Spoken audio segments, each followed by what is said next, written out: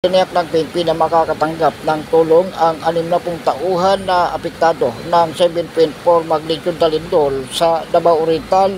Ito ang tinura ni PNP Public Information Office Chief Brigadier General Randolph Tanyo.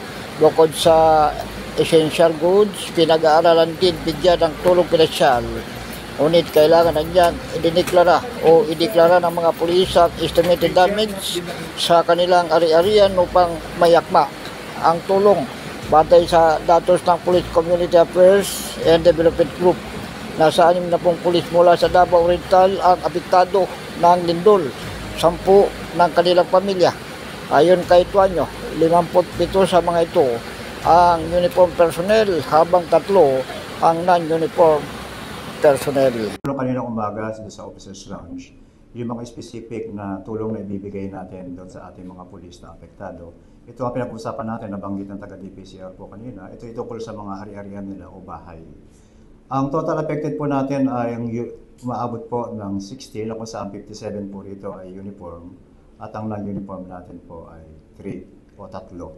Sila po ay pinag-isipan po na pagbigyan po ng financial assistance at pinagsasubmit po sila ng estimated damages para po ma-identify mismo kung ano yung specific na tulong na ibibigay natin individually sa mga taong affected po.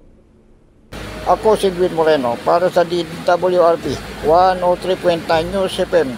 Ikaw ang una.